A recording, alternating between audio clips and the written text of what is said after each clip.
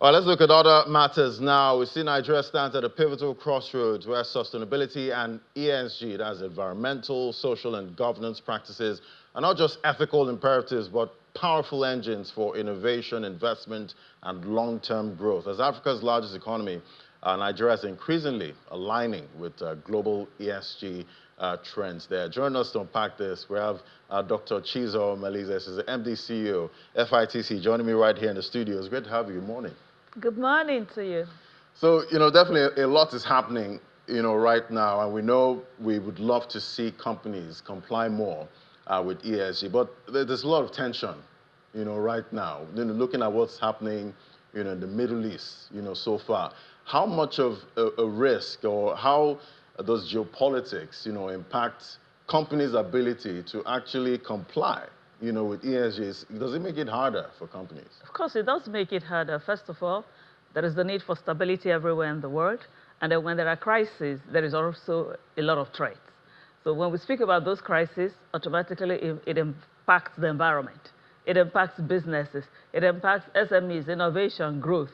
And so all of those disruptions are definitely going to erode the intentions and objectives of EFG. And so stability is important. We need to create the stability. And so whether it's globally or in our local environment. Right. And what steps do you think companies should take, at this time?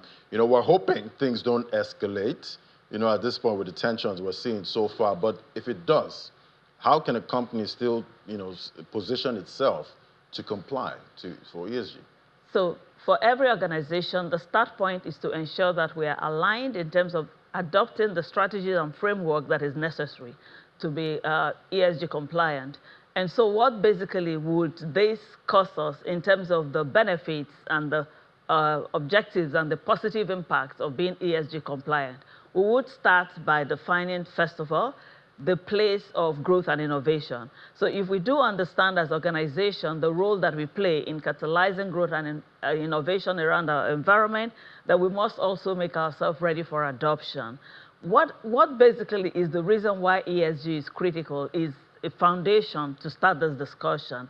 And if we pull back and start to look into that, we must have to define that global organizations all over the world are beginning to look to making investments in organizations that are ESG compliant and have demonstrated the adoption of systems, framework, practice, and principles of ESG.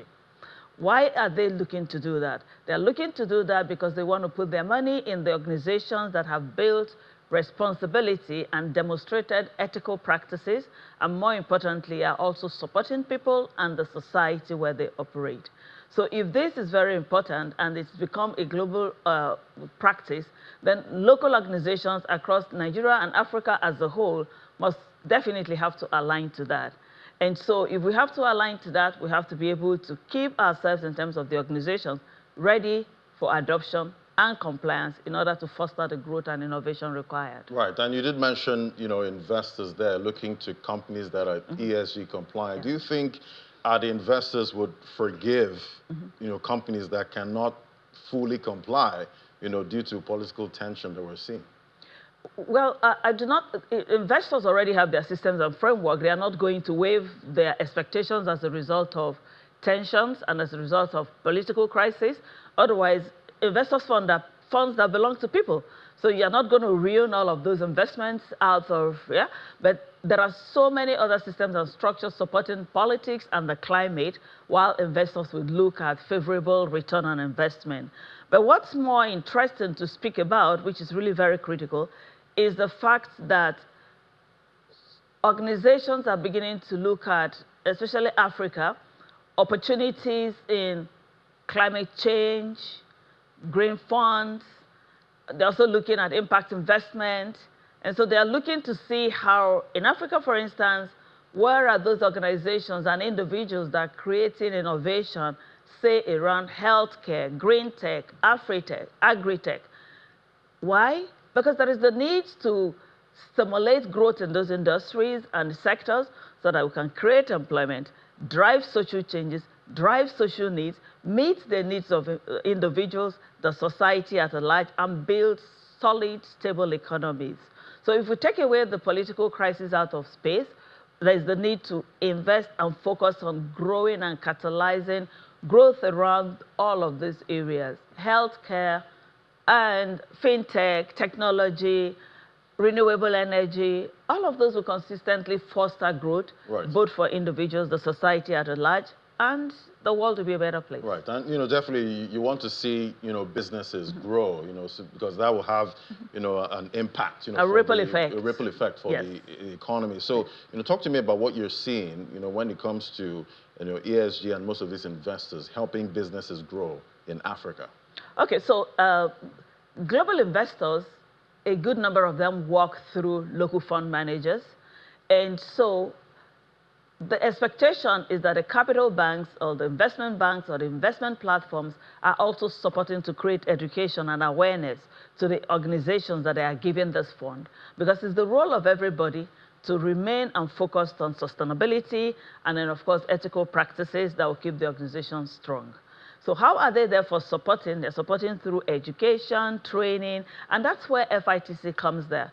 FITC has set up a Sustainability and ESG Institute, where we are able to help organizations who do not understand this practice or do not have the strategies and framework to build the solid strategies and frameworks, both in terms of defining and designing how they would play around ESG, defining the sort of framework that would run them, defining where, as organizations, they will put money and fund in driving social change, defining also how they can track, monitor, and report, because global institutions are looking to see reports of the investments made, of the work done, of the community engagement done. Many desire to do this, but they have no clue how to go about it. And that's where FITC comes to play. We provide knowledge, education, consistently supporting organizations, from organizations quoted on the capital market to even small businesses and enterprises who must show and demonstrate that they are sustainability and ESG compliant. And so we consistently create the knowledge and education, and also for leadership at the board level, to see that board directors understand the role of ESG in equipping their organizations to be able to attract international funds. Because if the organizations locally are not equipped, they will definitely not be able to access those funds. So it's not for investors to be sympathetic because funds belong to other people, but it's for us at FITC to work collaboratively with these organizations and institutions to keep themselves ready, equipped, and positioned to be able to access the funds. And then it comes back to the continent, because fund comes back to the continent. We make investments in the right industries and the right sectors, catalyze and stimulate the sort of growth and innovation that is required, and reporting is clear. So it's such a cycle, and it's such a great thing for everyone. Yeah, quite a huge cycle. Good cycle definitely with an impact, yes, that we see. But thank you so much. It was great having this conversation with you, Dr. Chizo Malaysia. This is the MD, CEO, FITC. It was great having you. Thank you. But do remember also, if you have not, because we'd love to see you there, Ladi, the ESG conference is coming up sometime this week, and we expect that every single person should want to be a part of that conference. The conference will attract leaders from all over the world, diverse practice, diverse background, to speak about sustainability and ESG. It's not only a platform to understand this much more, but to also integrate, meet other leaders, and know what other people are doing. Right. It's going to be available physical and virtual. So whichever one you want to play, we're happy to extend the knowledge. Looking out for that. Thank you so much for joining us today. Thank you. Thank you. All right, we're going to find out what's happening in a global space in a moment, right after this break. We know there's so much happening and the markets are reacting. That's in a moment. Just stay with us.